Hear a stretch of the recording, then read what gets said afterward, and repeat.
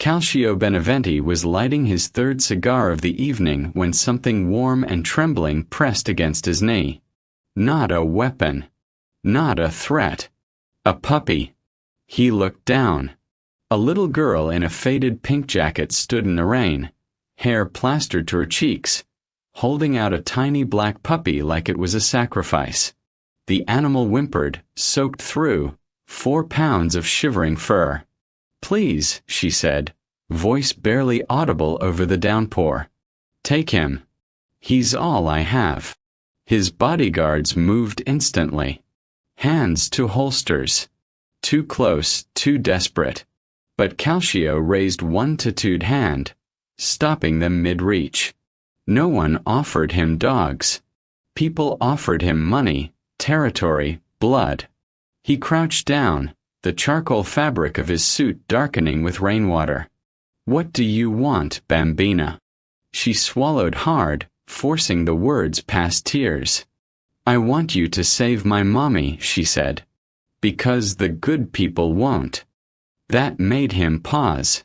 She leaned closer, the puppy squirming between them. "They said she has until tomorrow. They said if she doesn't work for them, she'll disappear." That's when he noticed the dirt under her fingernails, the 2 big shoes held together with tape, and the way she kept glancing behind her like something darker than rain was following. Calcio slowly accepted the puppy, not because he wanted it, but because whatever she was about to say next would cost far more than a child's pet. "Stay with me until the end," because what this little girl said next made a man with $1 million bounty on his head freeze in the middle of the street. Before we begin, don't forget to like this video, hit subscribe, and share to others. Now, let's get started. Calcio Beneventi had been running the North District for 12 years. He'd built his empire on 2 things: absolute control and absolute fear. His territory stretched from the riverside warehouses to the financial district towers. And everyone knew the rules. You paid your debts, you kept your mouth shut, and you never ever involved children in business. That Thursday night started like any other. Calcio was leaving Café Nate after collecting from the weekly roundup. Protection fees, loan interest, the usual transactions that kept his operation running like clockwork. His black Mercedes waited at the curb, engine idling, while his men flanked the entrance like statues carved from violence. The neighborhood knew this routine. When Calcio emerged at exactly 9:15, people found somewhere else to be. Shop owners pretended to count inventory. Parents hurried their kids past without looking up. And the smart ones crossed the street before his shadow touched them. But this little girl didn't cross the street. She didn't run. She walked straight toward him through the rain with that puppy clutched to her chest like a beating heart she was willing to tear out. Calcio had seen desperate people before. Men who'd gambled away their businesses. Dealers who'd skimmed from the wrong shipment. Snitches begging for one more chance they'd already wasted. But he'd never seen a 7-year-old walk up to him like she was approaching an altar, ready to sacrifice the only thing she loved. The puppy whimpered again. The girl's hand shook. And somewhere in the rain-soaked street, Calcio Beneventi, the Iron Dawn, the man other monsters crossed the street to avoid, felt something he hadn't felt in 15 years. He felt human. The girl looked up at him with eyes too old for her face. "My mommy said you're the only monster the other monsters are afraid of." Her voice cracked. "Please take my dog and save her." And just like that, the most dangerous man in the city couldn't move. The rain fell harder now, drumming against the pavement like 1,000 tiny fists. Calcio looked down at the shivering girl, at the puppy trembling in her arms, and made a decision that surprised even him. "You can't stand out here in this weather," he said, his voice softer than it had been in years. "My office is 2 blocks away. We'll talk there. Properly." Vicky's eyes widened. Your office. Unless you'd prefer to freeze to death on a street corner. He gestured to Marco. Bring the car around. The black Mercedes pulled up seconds later, sleek and predatory in the rain-slick street. Marco opened the back door, and Calcio motioned for Vicky to get in. She hesitated, clutching Nero tighter. I promise you, Bambina, Calcio said quietly, crouching down one more time. If I wanted to hurt you, I wouldn't need to take you anywhere. But if you want me to help your mother, we need to have a real conversation. Not in the rain. Not in the street. Somewhere I can think clearly. Something in his eyes must have convinced her. She climbed into the car, the puppy leaving wet paw prints on the leather seat. Calcio slid in beside her, and Marco closed the door. The drive took less than 3 minutes, but it felt longer. Vicky sat pressed against the opposite door, watching him with those two old eyes. The puppy had stopped shivering and was now just staring at Calcio with complete, unnerving trust. Where are we going? Vicky asked, her voice small. Café Nate. There's a back room where I handle private matters. He saw her face pale and added, You're not in danger. But what you're asking me to do, it requires details. Names. Addresses. Things I can't discuss in the middle of a public street. The car pulled into an alley behind the cafe. Marco opened the door, holding an umbrella that did little to shield them from the downpour. Calcio led Vicky through a reinforced door, down a narrow hallway that smelled of espresso and old cigarettes, and into a room at the back. Calcio pushed open the door to find exactly what he'd left 20 minutes ago. 4 men in expensive suits, halfway through counting the night's collections. Ledgers lay open on the table. Cash bundles sat in neat stacks.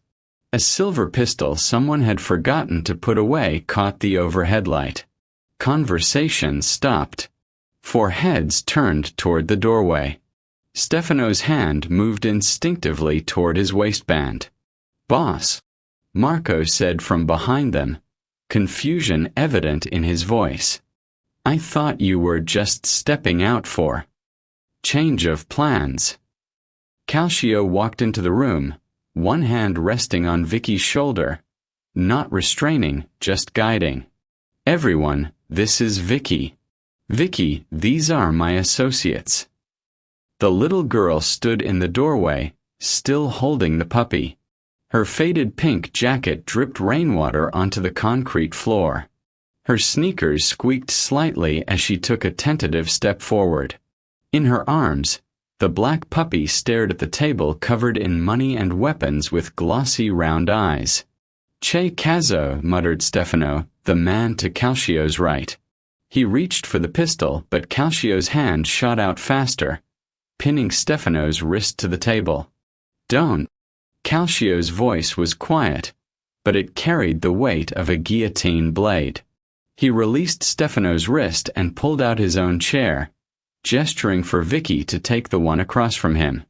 The tattoos on his neck seemed darker in the dim light, ancient symbols of violence and loyalty that had no translation for children. Sit, Piccola. We have much to discuss. Vicky didn't move. She looked at the men, at the money, at the gun. This is where the scary people come to talk about scary things, she said quietly. Yes, Calcio confirmed, no deception in his voice. And you walked into my territory in the rain in the middle of the night to ask the scariest person you know for help. So sit. Tell me everything. And maybe, I can do something about it. She took 2 steps closer to the table. The puppy whimpered softly. I can't stay long. They're waiting for my mom to sit. The word wasn't loud, but it cut through the room like a blade. Vicky sat. The puppy settled in her lap, finally quiet. Around the table, 4 of the most dangerous men in the district waited for their boss to speak. Instead, Calcio Beneventi, the Iron Don, the man who had ended careers with a nod and lives with a phone call, folded his hands and gave a 7-year-old girl his complete attention. He studied her face, the set of her jaw, the way her hands gripped the puppy not like a shield but like an anchor. She wasn't brave. She was terrified. But terror, when pushed far enough, looked exactly like courage. "Now," he said softly, "tell me everything." Vicky placed the puppy on the table between them. The animal's paws slipped slightly on the polished wood, scrambling for purchase before settling into a sitting position. Its tail didn't wag. It just sat there trembling like it understood what was happening. "His name is Nero," she said quietly. "He's 3 months old. He doesn't bite. He's not potty trained yet, but he's learning." Her voice cracked on the last word. She cleared her throat, trying again. "He likes chicken better than beef. And he sleeps under my pillow because he gets scared at night." Calcio said nothing. Around the table, his men had gone still, faces carefully neutral. "My mom got him for me," Vicky continued, staring at the puppy instead of at Calcio. "For my birthday. 2 months ago. She saved up for 6 weeks. She said every little girl should have something that loves them no matter what." She swallowed hard. "But I don't have any money to pay you. I don't have anything except Nero." She finally looked up, and her eyes were dry, which somehow made it worse. "So I'm giving him to you. To keep. Forever. Because that's what payment means, right? You give someone something and you don't get it back." Stefano shifted uncomfortably in his seat. Marco, still standing by the door, found something interesting to look at on the ceiling. "That's your offer?" Calcio asked, his voice devoid of emotion. "A puppy." "It's all I have," she whispered. "I know it's not enough. I know people probably give you lots of money and gold and I don't know what else. But Nero is worth everything to me. So maybe." She trailed off, biting her lip. Maybe that counts for something. The puppy chose that moment to yawn, showing tiny needle teeth and a pink tongue.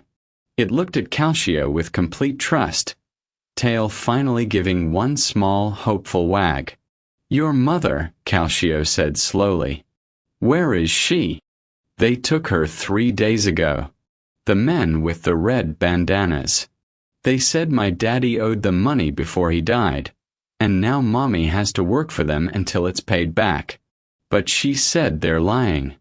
She said they're making her do bad things and she can't stop them and—" Vicky's voice finally broke. She pressed her fist against her mouth, forcing the sob back down. "She has until tomorrow night. Then they said she's not useful anymore." She reached out, let her fingers brush against Nero's soft fur one last time. "I can't lose her too. I can't. So please, please take him. Take my best friend and bring my mom home." Calcio picked up the puppy. It weighed nothing in his hands, barely more substantial than the cigar smoke that hung in the air. The animal licked his thumb once, then settled against his chest like it belonged there. "The men with red bandanas," he said quietly, dangerously. "The vultures." Vicky nodded. Calcio smiled. It wasn't a kind smile. "Keep your dog, Bambina. You're going to need him." Calcio set the puppy back on the table, but kept one hand resting on its head, fingers absently scratching behind its ears. "Your mother's name," he said. "What is it?" "Kathleen," Vicky answered. "Kathleen O'Brien." The room temperature seemed to drop 10 degrees. Calcio's hand stopped moving. His entire body went rigid, like someone had poured concrete into his veins. Around the table, his men exchanged glances, reading the shift in their boss's demeanor the way sailors read storm clouds. "O'Brien," Calcio repeated, his accent making the Irish name sound foreign on his tongue. "Kathleen O'Brien. Married to Patrick O'Brien. But he died last year. His heart just stopped working one day." Vicky's voice got smaller. "Mommy said he was the best man in the whole world. She said he would have protected us from anything." Calcio stood abruptly, his chair scraping backward. He walked to the window, hands clasped behind his back, staring out at the rain-soaked street below. For a long moment no one spoke. Even the puppy seemed to sense the shift, pressing itself flat against the table. "Boss," Marco ventured carefully. 1997, Calcio said, still facing the window. "The docks. My father was meeting with the Kozlov brothers about a shipment dispute. It went wrong. They'd brought twice the men they'd agreed to. Guns already drawn when we arrived." He touched the window glass with one finger, tracing a raindrop's path. "My father would have died in that warehouse. But there was a dock worker, Irish kid, maybe 22, 23. Heard the commotion. He pulled the fire alarm." Stefano leaned forward. "I remember. The sprinklers went off. Everyone scattered. The confusion gave us time to get out," Calcio continued. "My father had been shot in the leg. The Irish kid. He helped carry him to the car. Didn't ask for money. Didn't ask for protection. Just said."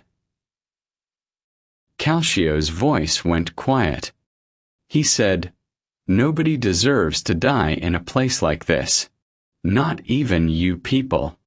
He turned back to the table and his eyes had changed. They weren't cold anymore. They were burning. "My father spent 2 years trying to find him to repay the debt. The kid disappeared. Married some woman, moved to the suburbs, got a straight job. Wanted nothing to do with our world." Calcio walked back to the table, looking down at Vicky with something that might have been reverence. His name was Patrick O'Brien.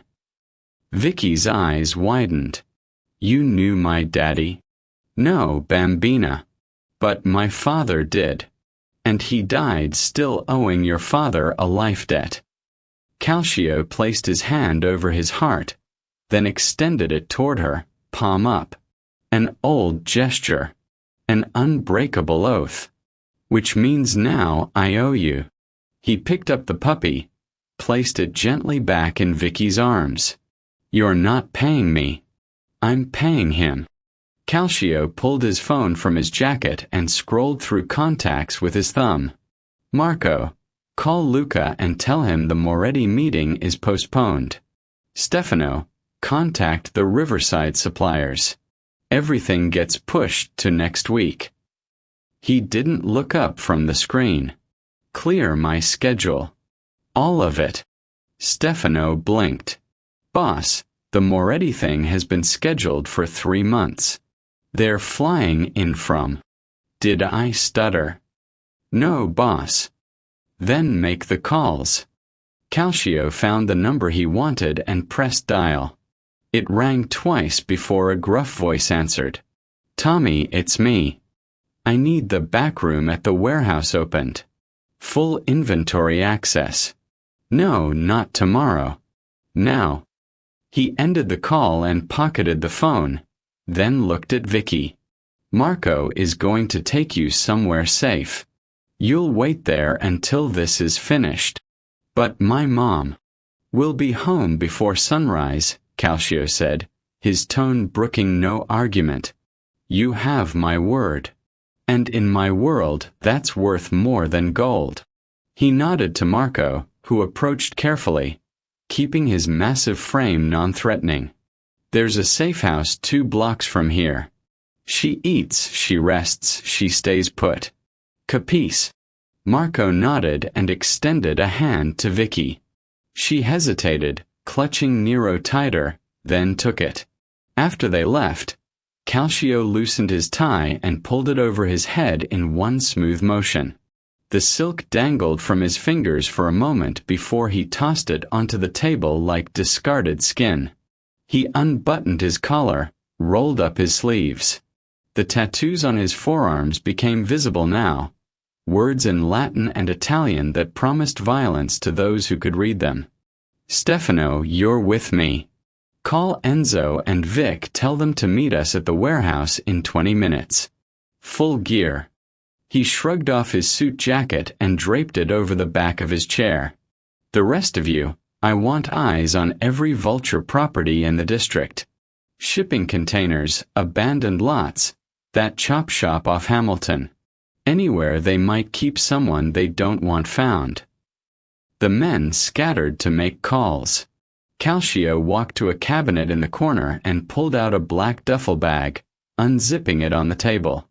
Inside, tactical vests, ammunition, and equipment that had nothing to do with business meetings and everything to do with war. He pulled out a vest and strapped it across his chest, cinching it tight. The transformation was immediate. The polished businessman disappeared. What remained looked like something carved from violence itself, every line of his body suggesting controlled brutality. Stefano ended his call and stared. Boss, when's the last time you geared up personally for something like this? Calcio checked the chamber of a pistol, then holstered it. 15 years. He grabbed a second gun and a knife that looked like it could gut a bear. Not since my father died. What changed? Calcio thought of a 7-year-old girl offering up her best friend to save her mother. Of a debt 28 years old, finally coming due. Of the puppy that licked his hand like he deserved kindness. Everything, he said, and walked toward the door. The shipping container yard sat on the eastern edge of the district, where streetlights stopped pretending to work and the city pretended not to see. Rusted metal boxes stacked 3 high created a maze of shadows and narrow passages. Somewhere in the distance, a cargo ship's horn bellowed across black water. Calcio crouched behind a container marked with faded Chinese characters, rain dripping off the brim of the tactical cap he'd pulled low over his eyes. Beside him, Stefano peered through night vision binoculars, scanning the yard systematically. There, Stefano whispered, pointing toward a cluster of containers near the center. 4 guards outside. Red bandanas. 2 smoking, 2 playing cards on an overturned crate. Calcio took the binoculars. Through the green-tinted lenses, he could see them clearly. Young, maybe early 20s, with the kind of arrogance that came from never having met real consequences. They wore their colors openly, like the rules didn't apply to them anymore. Like there was no one left to be afraid of. They were about to learn otherwise. Light inside the middle container, Stefano noted. Doors cracked open maybe 6 inches. Calcio adjusted the focus and saw it. A sliver of yellow light cutting through the darkness, and movement inside. He watched, patient, waiting. Then a shadow crossed in front of the light. A woman's silhouette, hands clearly bound behind her back. She stumbled, and someone laughed. A man's voice, harsh and mocking, carried across the wet concrete. Not so high and mighty now, are you? Your husband thought he could borrow from us and just die without paying. Thought we'd forget. More laughter. But we don't forget. And now you're gonna work off every cent, one way or another. Kathleen's voice came next, hoarse but defiant. I told you, Patrick never borrowed anything from you. He didn't even know people like you existed. A sharp crack. the sound of a hand meeting flesh. Kathleen cried out, and Calcio's jaw clenched so tight his teeth ached. "You calling me a liar?" the voice said. "Maybe we need to teach you some manners before we put you to work." Through the binoculars, Calcio saw one of the card players stand and walk toward the container, unzipping his pants. The casual cruelty of it, the ease with which they discussed destroying a woman's life, made something ancient and cold settle in Calcio's chest.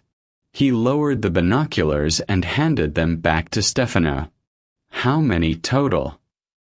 "I count 8. 4 outside, at least 3 inside with the woman. Maybe more we can't see. Enzo and Vic in position?" Stefano touched his earpiece, listened, then nodded. "North and south exits covered."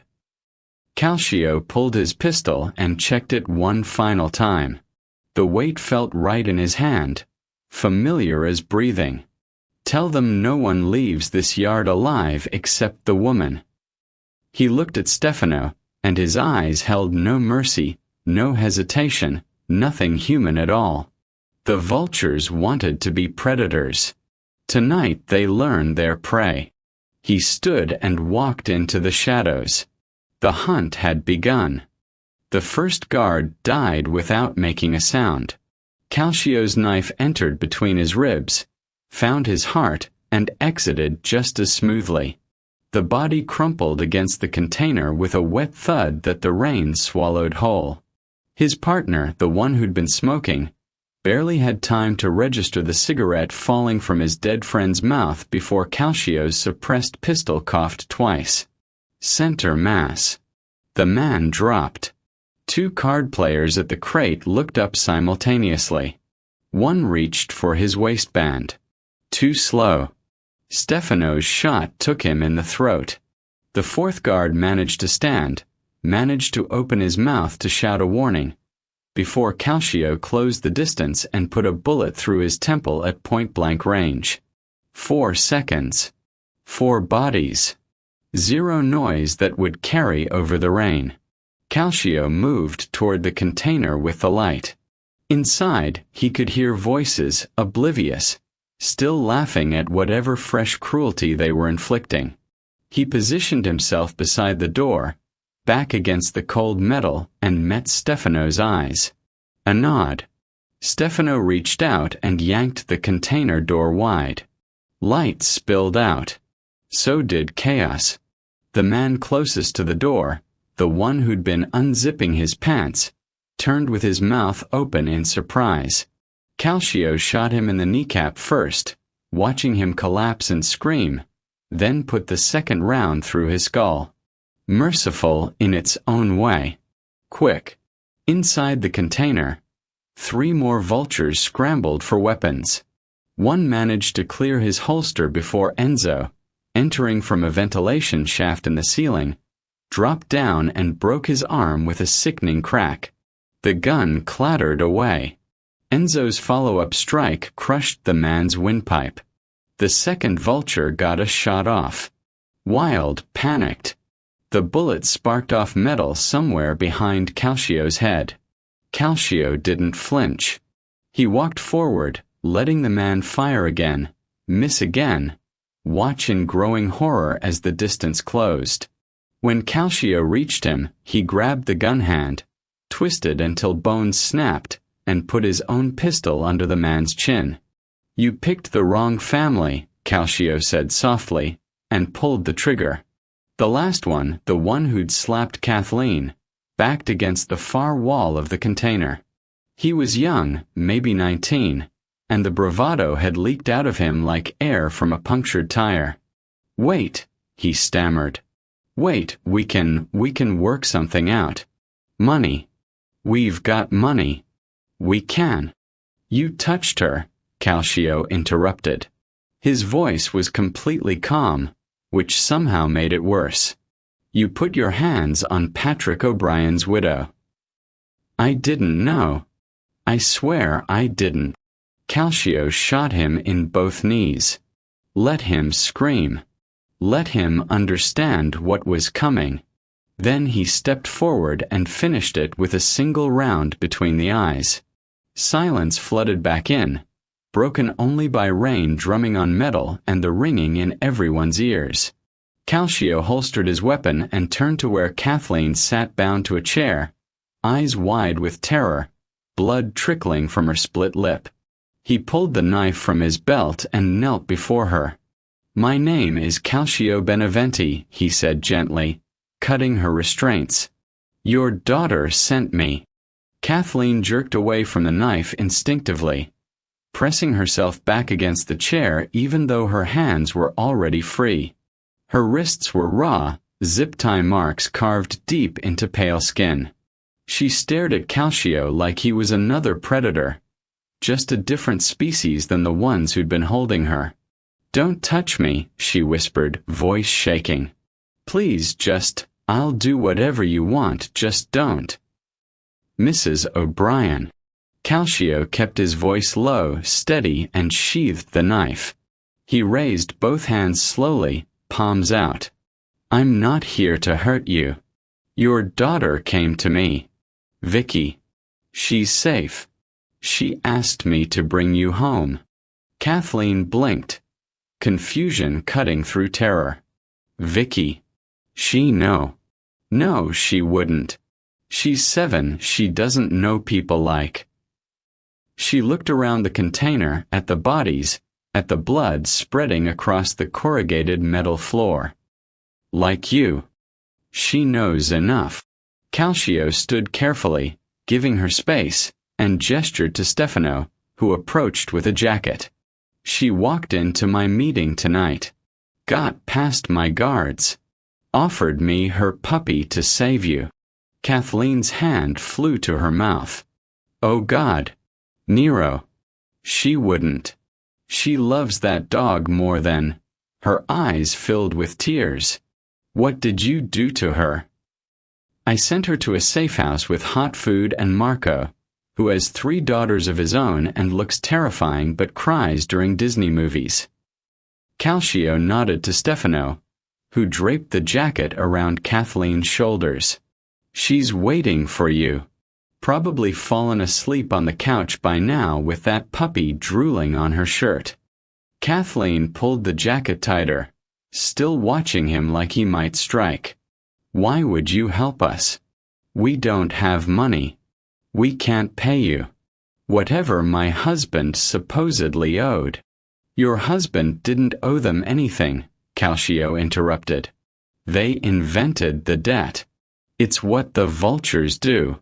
Find vulnerable people, create leverage, exploit until there's nothing left." He met her eyes directly, and his voice softened. "But your husband did save someone once. 1997. The docks. He pulled a fire alarm and helped an injured man to safety. That man was my father." Kathleen's breath caught. "Patrick never told me about. He probably didn't think it mattered. He was that kind of man. Did the right thing and forgot about it 5 minutes later." Calcio's expression shifted, something like reverence crossing his features. "But in my world, those debts don't disappear. They compound. They grow. And they get paid." He extended his hand, not demanding, just offering. Kathleen stared at it for a long moment. At the tattoos. At the blood on his cuff. At the calluses that came from pulling triggers and making decisions that ended lives.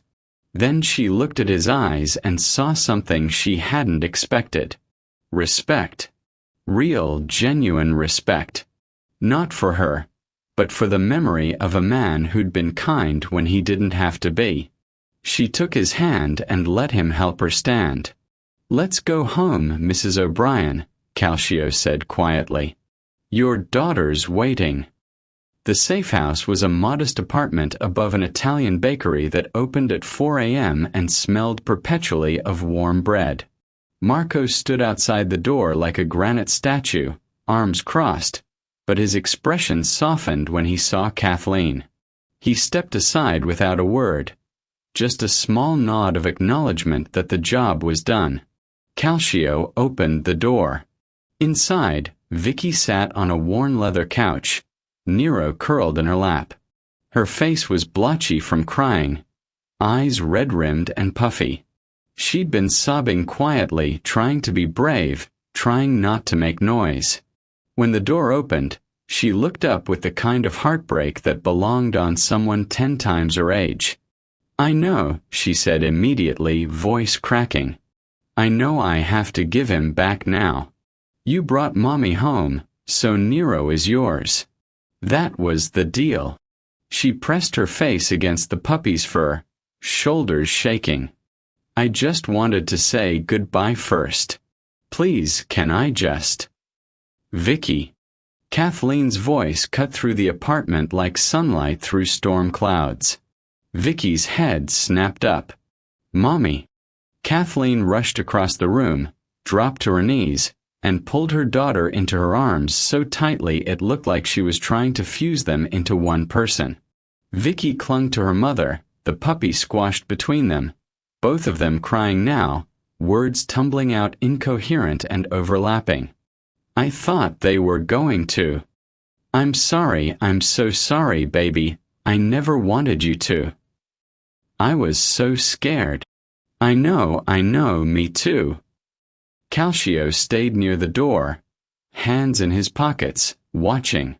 Stefano and Marco flanked him, equally silent, equally still.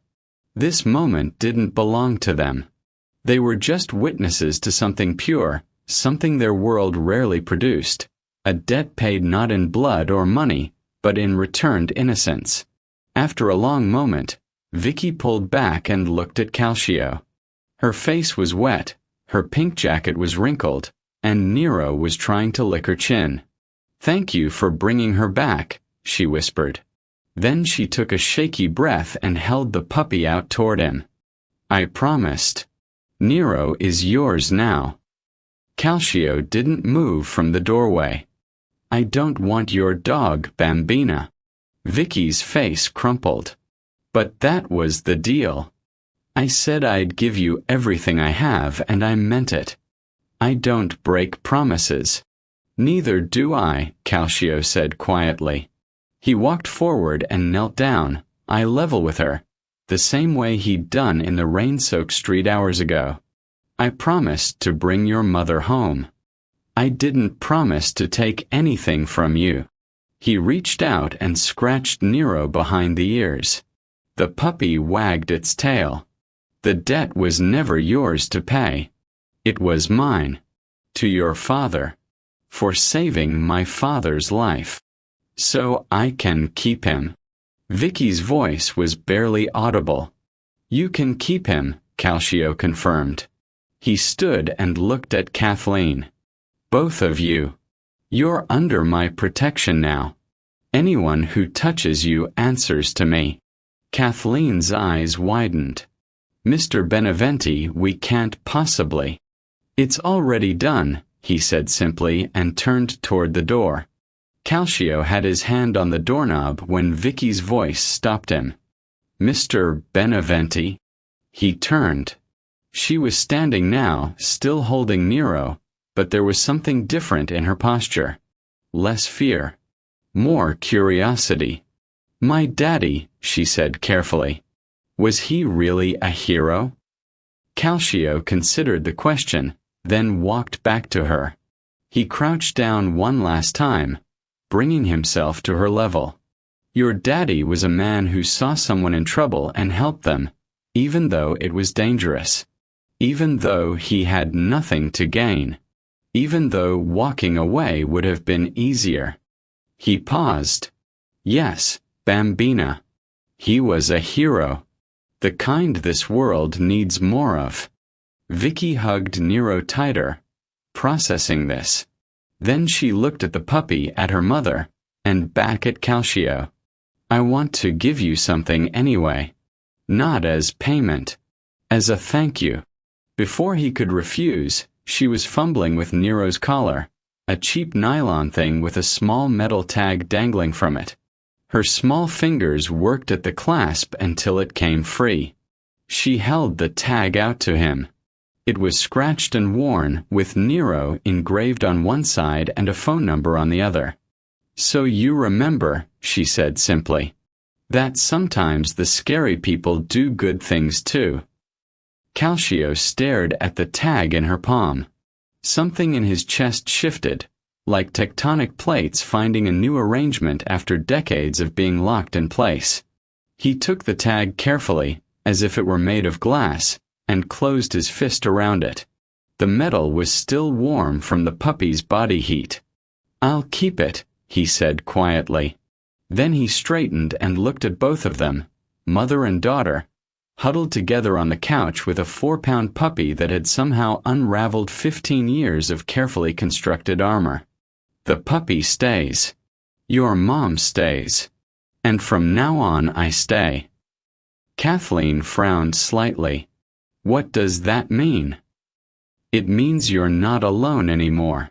It means if you need something, you call Marco and he calls me. It means Vicky goes to school without fear. It means you sleep at night knowing that the most dangerous man in this district is standing between you and anything that wants to hurt you." He pocketed the dog tag, feeling its weight settle against his chest like an oath. "It means you're family now. And I protect family." He moved toward the door again, Stefano and Marco falling into step behind him. Before he left, he glanced back one final time. Vicky had buried her face in her mother's shoulder, Nero squeezed between them, all three of them forming a small island of safety in a dangerous world. Calcio Beneventi stepped into the hallway, closed the door behind him, and felt the tag press against his ribs with every breath. Some debts, he realized, weren't burdens. Some debts were gifts that taught you how to be human again. He'd spend the rest of his life repaying this one.